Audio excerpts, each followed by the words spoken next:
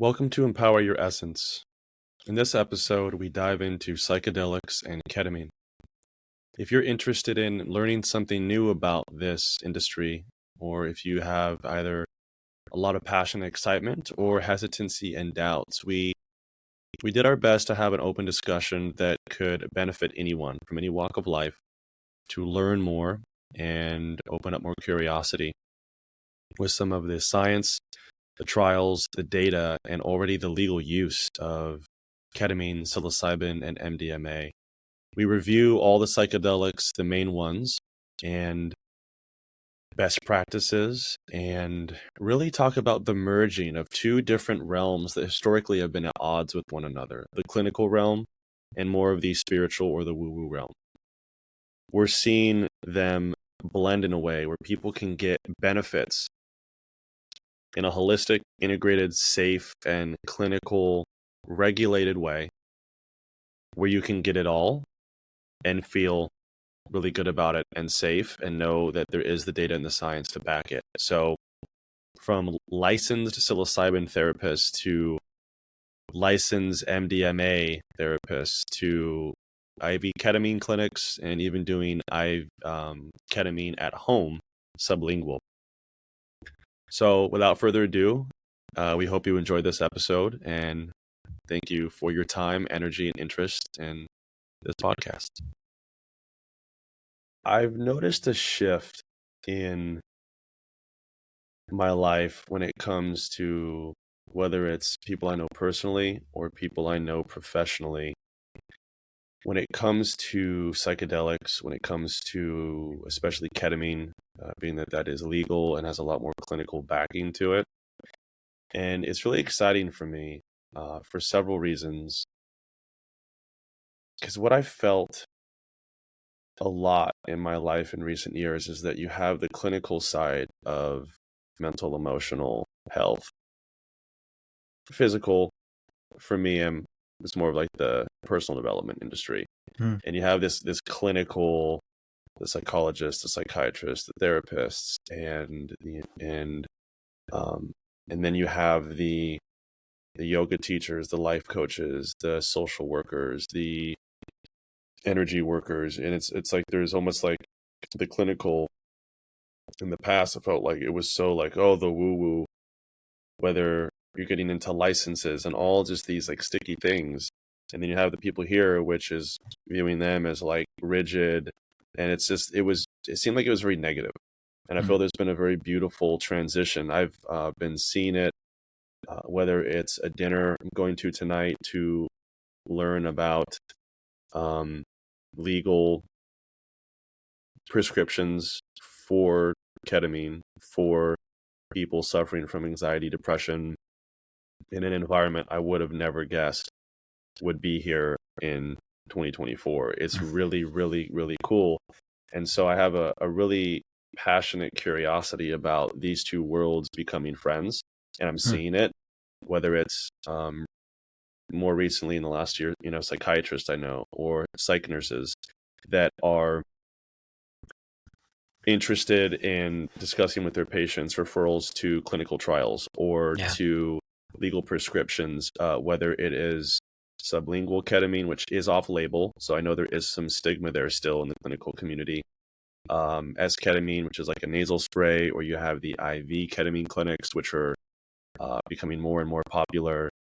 And what fascinates me about this, many things. One of the big things is what you and I were talking about. Like, we all have different tools, whether you're a life coach or an energy worker or a psychic or a psychiatrist or a psychologist, and go on and on.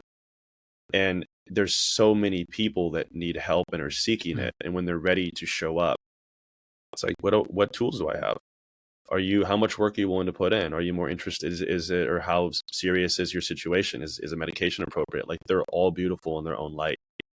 And I'm loving just where it seems the toolboxes of these worlds are starting to blend. And it's like, oh yeah, that tool's not the enemy anymore. Like and there's, whether it's research or comfort, trust, practical experience, clinical trials, data, testimonials, all these things. And I see a beautiful thing that makes me very excited for what I'm doing as well, as a intuitive healer, as a self-empowerment coach, and now officially on my website now letting people know that I do ketamine guidance. And so Mm-hmm. the fact that this is a reality right now is very exciting to me, For that sure. I'm going to be with psychiatrists and therapists and social workers today talking about legal ketamine prescriptions and how it can help their patients and clients. And I'm also doing what I do, where I could refer clients to them depending. Mm-hmm. Like I'm not licensed, I'm not a doctor. You may want to look into this, and I may be able to guide you on certain things and bring that spiritual element and all that extra catharsis with a licensed practitioner leading the way. And then I can be that spiritual support for them to help translate what happens when you're enjoying that tool. Mm-hmm. So to open it up with that, I'm excited to have this conversation and see where we go with it. Questions, thoughts, ideas. And so with that, I'm curious what your thoughts are, and if you have a response to that or a question or what you're thinking. Following along with that, really, I appreciate what you said. It just the same in me, just very intrigued about how these worlds are starting to, I wouldn't say blend, but be more accepting and open to things that used to be, Yeah. I don't know, across the aisle. I don't really know a better way to say it, but just like used to be sub judgment in other parties and just seen as kind of outside psychedelics in general. Yep. Obviously there's specific ones within that, but just as a category. And I feel it's really neat in that I think every professional, every helping, this is a very like care-centric field, whether it's from psychiatrists or psychiatrics into, clairvoyant, medium, like on the other side. I mean, it's a broad range, but the intent is to show up, see the other person, be able to guide them, step alongside them into a place of empowerment, a place of Yep. that is easier, that is more open, that is more clear, depending on what that person is seeking. And so I feel like there's a real unity in drive. There's a real unity in purpose. But there becomes this big separation, or has been, for years, big separation in how that is brought about, like the tools that are used, the licensure, whether there is, whether there isn't, the habits around that, the practices around that. A lot of it can be labeled very clinical, very sterile, very hands-off. And then the other side is very woo-woo, very, very mystical, very, also in your head, but not actually substantive. And I've just been very, very grateful for the last 4 or 5 years of my life and being able to see, and even longer than that, just being able to see through experience, in connection with our own clients, like how helpful all these different pathways can be. Mm-hmm. And I think it's, to your point, it's really amazing to see more openness around this, and more just ability within each individual field to see the worthiness and the usefulness of someone else's toolbox too, and not feel ownership around that. Like if the goal is the client or the individual's growth and health, if that means referring somebody out to somebody else, or passing somebody on because there's a tool in somebody else's box that fits them better, I think that's amazing. And I love the openness that I'm perceiving to beginning around there. And I think specifically ketamine is a really interesting way of seeing that. It's a really interesting new tool that is now legal, that operates, that a clinician can prescribe, but historically would have kind of existed in the psychedelics camp. And and so I'm really intrigued by that kind of crossover in that. And so I'm curious, just for a little background too, like what benefits you've seen, like what initially spiked your interest in ketamine, and it being useful. Well, that's a great question. So What I love about this conversation is I want to give people a macro landscape first before I jump Mm-hmm. into that. That's a really good question. There's been a lot of information thrown around over the last 50 years Mm-hmm. from very successful clinical trials, which have proven to be better than CBT, um, psychotherapy, um, and more traditional tools, which I think is why the clinical community is getting very interested. To like just a lot of fear and oh my gosh, you're gonna fry your brain. Like there's a wide spectrum of perspective in this topic, and what I've loved to see, and part of me getting into that answer is if I look at the quote unquote like the weakest to the strongest in the psychedelic range. And having conversations with people, I've realized that a lot of people aren't even familiar with some of these, or they just Yeah. think of it as a recreational, dangerous party drug. And it's like, no, that's actually being legally used now. And like, that's part of the excitement is like, I'm surprised by that. So when I look at ketamine, I also look at MDMA. Mm-hmm. And those are, whether it's an MDA therapist, that's becoming a thing. I feel like if you're going off of duration of an experience, um, and potency, those are at the bottom. Then you step up to psilocybin mushrooms, which is now also legal. There are actual licensed psilocybin therapists, Mm-hmm. which is also very exciting. So that's also a blending. And, that's longer. That's, I think, 4 to 8 hours. It can be a lot more intense and a lot more of that psychedelic visual experience where things start becoming very, very non-normal. And then beyond that, we go up to I view them all kind of in the same realm as you have mescaline, aka peyote, you have ayahuasca, or sorry, mescaline, peyote, LSD, aka acid, and then you have ayahuasca, which is DMT. Mm-hmm. Oversimplifying these, but those are the main associations. And then above that, and the risk to reward gets interesting with this one. It comes from Africa. It's called ibogaine or iboga, depending on what Mm-hmm. part you're using or how you're using it. That can get someone out of addiction withdrawals in 24 hours. However, there's a lot more risk to that one. So to answer your question on like ketamine and what got me into it, I think I want to just paint this picture so anyone listening, at least right now, has a macro landscape of this psychedelic arena and what's being blended in the clinical community, and then how the potencies are.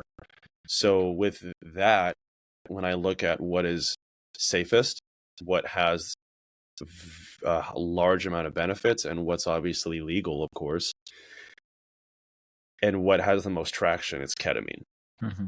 And so some of the main things that fascinate me about it is whether it's anxiety, PTSD, depression, people that are suicidal, people that are stuck in bad habits and are looking for extra neuroplasticity, especially BDNF, which is like brain fertilizer, that if you want to create a new habit or stop one you don't like, which as we know and what we do is very aligned, this is the picture I give to people. And so I like to give like a visual. So I was explaining this to a client recently, actually. So say someone has tried a lot of things in their development journey, nothing's really stuck or few things have, and they just like, I believe I can get way more success and fulfillment and development, and I haven't got what I believe I can. Mm-hmm. And so I look at it like soil, like just hard soil, dead. There's no life to it. There's no water. The sun lights off, and they're trying to force a seed in, and they're like getting stressed out, and like, who can help me? Who has tools to break up the soil, water it, fertilize it, make sure it's got sunlight, clearing out trees, or moving a planter if that's what you have in your mind, and the seed can go in and you can get some growth. I mean, Mm-hmm. that's what I say you and I do. That's what we do with NLP and MER and our tools and hypnotherapy. What I like about ketamine and what fascinates me is that's like rototilling. Like if you combine that with the tools that we use, it's like rototilling acres planting them at the perfect distance in the soil, fertilizing, setting up irrigation, and you're in a perfect climate for that seed to grow. And then it's really up to the person to maintain the action, but even have the action be way less difficult because of the synergistic effects of the subconscious mind, the nervous system, our tools as coaches, and me as an intuitive healer, and then the benefits of ketamine. They are a beautiful, harmonious, synergistic way to get people out of very common mental and emotional struggles, to empower them, and to make the shift more automatic and easy from a subconscious level. That was a lot, which I love because I do that typically. And so that would be my answer. There's so much opportunity. Yeah. Great answer. I love that. And I think that having a foundation, or at least a skeleton framework of like how that shows up, because the majority of people that I've encountered have I want to say just like a very very loose understanding of psychedelics, of their uses. I know that they've consistently gotten a rap of I would say kind of mislabeled as only useful for partying, for abuse, for those things. And does that happen? Absolutely. But that happens with almost every decent vitamin or drug either. I mean, like, it can be misused, but I feel like it's not fair, and we're missing a lot of usefulness. And the point, if we just stick that label on these different things, if we just hold that idea of it's for abuse and excess and people who can't control themselves, or people who are trying not to participate in this reality. And I think like this is a clinical use of it, and as a tool, it's a completely opposite viewpoint to that. You're using it actually to connect with who you are, to connect to what is, to reality. And the modality, and you kind of explain this in that, is that synergistic response of connecting the mind piece more holistically and more robustly to the subconscious, to our body. Very similar practice that happens with the meditation practice, something that can often take years to cultivate at a deep level, in a way that some of these tools can really very quickly give somebody a light into that. I mean, I loved your kind of description of the soil and tilling that up, and the synergistic response of your body truly knows what is best for you. It truly, like, your health system, you have a innate plan, I believe, like we've talked about this and learned this, like within our subconscious, of perfect health, regardless of where we are in that journey. And so often what happens with our dis-ease and pain and other things that come up are just disconnections or barriers we put in our actual mind, in between our own health and what we could be in that model. And I feel like this can be a very useful tool for reconnecting somebody to what is, to reality, not an escape, not hibernation, not a move away from, but moving back in and creating space to actually love what is. I love what you just said, and it made me think of a couple more ways to go with this. Is there's some important things that I want to share, and it's but first is, I love what you said. It's I think I'm blessed to be around people that are in the clinical community that have open minds. So whether it's the school of thought we come from, an NLP, or just more meditative perspectives, is my cup is never full. We're all so perfectly imperfect. Our cup's never full. I can always learn more. And I've been blessed to be introduced and be able to know people that are clinical, that do have license, that do have a lot of credibility and a lot of respect for safety and data. and Yeah. they have open minds to learn more and see like, wow, there is more to the picture here. And I really respect that. And it gives me a lot of hope of these two worlds appreciating each other more and becoming better for the client. It's all about the client. It's all about the person wanting to improve their life at the end of the day. And so I love that piece. And another thing you brought up too was, you know, the party setting and all these things. And there's three really core principles I learned in being exposed to a lot of research and figuring out why, how, what, what if, all these things with these things. And it's like the three most important things with any psychedelic experience is, one, what is the mindset of the person that's about to do it? That is huge. You're opening, like we teach in NLP, right? The conscious mind, the subconscious mind, and then you're dropping the wall between them. Psychedelics do that very effectively. And if your mindset is not aligned or is not in congruence with what you're about to do, it can impact the experience and not have it be as beautiful, as cathartic, as potent and powerful as it could be.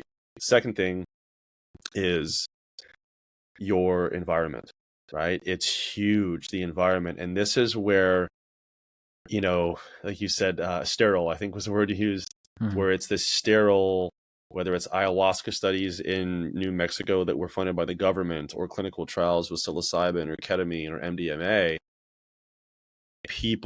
clinical people are learning more about the benefits of some of maybe the woo-woo side of the energy, a candle, music, color, comfort, who's in the room with you, these things, like they are all music. They're all very important. So you have mindset, number one, you have environment, number two, and then the intention. And the intention is so big. It's like, the way I view it is like you are setting, you are asking a guide. You're like, okay, I'm going to go on safari in Africa. Animals are awesome. I want to check out the wild, but I want to do it safely with a guide and in a Jeep where I'm going to be okay. And I don't know where I want to go. I know I kind of want to see a lion. I like to go see maybe rhinos, but I don't know where to find them. But I think I know what I want. Safari guide, you're really good at this. I trust you. Take me and show me what you think I need to see based on what I've told, based on everything you know and how well you know the animals and the terrain. And so for this third thing of intention, it's so powerful, is you say, what's my intention for this psychedelic experience? And you want to state it in the positive. And we do a lot of this in LP too, it's not like I want to stop being depressed. It's guide me to my innate joy. Guide me. It's either show me, guide me, lead me, help me. It's positive, asking for support on a positively stated desire. And that's like asking that safari guide, like, I want this, but I don't know how to get there or where it is. But I then have to surrender. And so that's the bit of a paradox with the intention, is you write it down, you speak it, you're very clear. And then the moment you start the psychedelic experience, you let go, you surrender, and you let what needs to be shown to you be shown to you. And so those things to me are really important. They make all the difference. And I'm seeing more of that in the clinical world, which makes me really, really happy. Yeah. Yeah. That's really neat. Yeah. Thank you for explaining that too. I think a very interesting, I wouldn't say side effect, but like kind of counter thing that happens when people start talking about psychedelics or kind of a wonder drug to experiencing a deeper inner life, or to empowering themselves, or to overcoming anxiety or depression, to just use a few that this has been connected with, that it's a tool and it is useful. Like this is not you just take it once and then your life completely shifts and all your habits are changed. You start attracting different people. Like there is a process, as with any other part of life, in growing in this. And this is just, it can be a very useful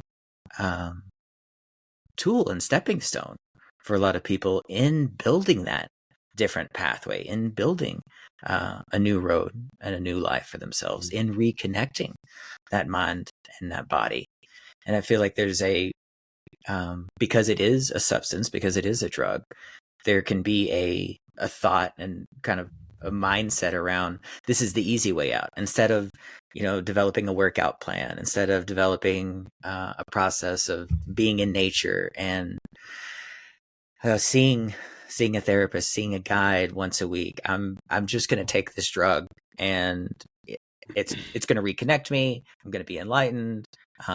These habits I have, the fights with my significant other, like whatever, this is all just going to fall away. And I feel like it's a very incorrect miscalculation, oversimplification of what's actually happening here. And this is just another piece of a health journey. This is another piece of creating a supportive framework for encountering and dealing with reality in a new way, and in a helpful, connected sense. And so I really I want to push back against like that idea. This is just like an escape route, or it's it's an easier way around. I think it's very useful in how it operates. But to your point too, like it's within a framework. It's doing it with a guide. It's doing it understanding the necessity of intention, of mindset, of setting. And there's nothing careless about how this is happening. There's nothing whimsical, or irresponsible or something. Irresponsible. Right? Yeah. This is not, just not that there's any people have had incredible informative experiences in the middle of woods taking psychedelics. I know that's true. But that is not a consistently replicatable pathway or safe pathway for an immense amount of people. Because they are in stories, because it has been significant. They show up in literature, they show up in movies and stuff, but that isn't the norm.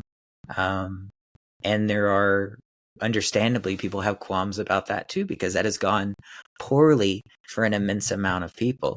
And so just really wanting to again reemphasize the framework around there is a system with this. There is a process with this, and it is just one of many incredibly useful tools. And there is no suggestion, by Dustin or I here, that this is the only way, that this is that you have to do this to see something, or to have improvement. That simply that it is an incredibly useful technique, depending on the situation of the person, and it may or may not be a fit for someone.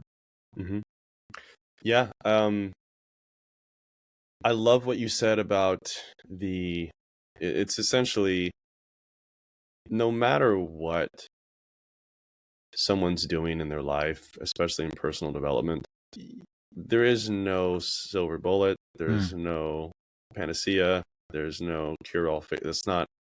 Some people might sell that, whether they're charlatan or something, I don't know. Or, I think hope is beautiful, and sometimes it's like, no, you don't. Yeah, it's like, that's not what this is. And I thought of another good metaphor. I think it's good. It's like someone's going into the gym and they're working out like 5-6 days a week, and they're just grinding and grinding and grinding and grinding. And they're like, why am I not getting the results I want? A psychedelic isn't like, hey, you take this and now you don't have to work out, and it's like, you're going to look perfect. No, we're going to now check out what you're eating and check out some of the most proven supplements, whether it's caffeine or whey protein, and see about that side, because and do some blood work and check out your hormones and all these really good blood markers, and see what's happening, that why you're not getting the results you're wanting from putting in the work. We're going to optimize that and support you there. And the work you keep putting in is now going to reap so many more results. So you still have to put the work in. And that I love too, even in what we do, is the 4 requisites for change. Like, NLP is based off of studied patterns of success that anyone can replicate. And it's like the 4 requirements for change. And this is proven of all the best people that have made massive success in their change is you have to get rid of the baggage. You have to create a compelling future. And we work with the subconscious mind to make that more effective and automatic. And then they have to take action and they have to stay really focused. And so taking a psychedelic does not discredit that reality. Right. It just makes that reality, getting rid of baggage, a lot more effective and easy and fast. Creating a compelling future, connecting with source, connecting with your most empowered self, connecting with, and it works with whatever model of the world, whatever belief system. And that's what's so beautiful. You get a much deeper connection with your beliefs, your source, yourself. There's alignment. There's so much beauty that can unfold, and connection and insights, and very positive experiences that are in alignment with what I've learned in the years of coaching I've done, and in my own journey of, a 14-year journey that I've been on in personal development, is that when someone gets emotional release, when they get a higher connection with whatever they believe in, when they get a better connection with themselves, when they feel more connected to their family and their friends and the world around them, and it's like it's not a thinking thing, it's not a mental thing, it's not an effort thing. Like you talk about this a lot, and I love it. Like doing, having, and being. We're taught this. Like, what am I doing? What's the value behind that? Why is that happening? What am I trying to have to get me something, or not have because I don't want something? But what am I being? Am I just being? And with psychedelics, I have realized and seen it really gives that spiritual or religious being in life so much more fulfillment and peace in a very beautiful way. So I want to add that in there. I think that's we hadn't talked about. You alluded to it a few times. So that's a whole nother potential benefit, is that other realm. So whether it's like I'm trying to stop a depression or something like that, or anxiety, there's a whole nother side of benefits. And again, to me, that whether it's energy or someone's spiritual beliefs or whatever, where it's blending with that clinical world, and they're like, whoa, we actually are seeing alignment here. Oh, cool. It really, I see, is at the core of some of the main reasons people have come to work with me, some of the main reasons I've chosen to work with others, and some of the greatest releases, gifts, and benefits of being on this journey. It's just so aligned. It's so aligned. Yeah. So. Oh, that's awesome. I love that. It's not either or. It's not either or. And one of the neat benefits, and it isn't always, but one of the things I've seen consistently in psychedelics in this realm is kind of a right sizing of someone. Like, and what I mean by that is, I think isolation and feeling isolated, feeling disconnected, is an incredibly common theme with any internal struggle. That's consistent with all the main ones that are coming to my mind. Like, that's a inherent tenet, and there's a really neat aspect of psychedelics potentially is really feeling that unity, feeling that connections, the ability to kind of a lessening of those boundaries of seeing ourself as isolated and everyone else as other. There can be a really neat disintegration or lessening, even if it doesn't completely remove, of that wall, of that barrier that we feel like often we're trapped in, that we feel, marooned on, isolated by. And I think that's an incredible benefit that affects all of life. I mean, I think often we end up encountering different tools in our health journey. Whether we're addressing anxiety or sleep deprivation or depression or whatever. Like there's different tools we pick up that really help with that, but they bleed into other areas of our life, and we start to see changes and differences in how we show up in other relationships. We're doing stuff at work, and it starts to affect positively how we're operating with our family and our significant other. And I think that's a really neat aspect of this potentially, is just kind of that right sizing and really lowering those protective barriers. And I say protective because I think that's often how we see them when we isolate ourselves. Very commonly, like that thought starts as it's for our aid, it's for our protection, that we're isolating to create safety, to create security for ourselves. Years into that habit, we start to notice feelings of isolation, feelings of separateness, feelings of being alone, and abandoned even in this world, to, just carry that story further. And I think any aspect and any practices we do in life that help us see that relatability, see the connection with other, to see ourselves in someone else and see them in us, is so meaningful and so helpful. And that's just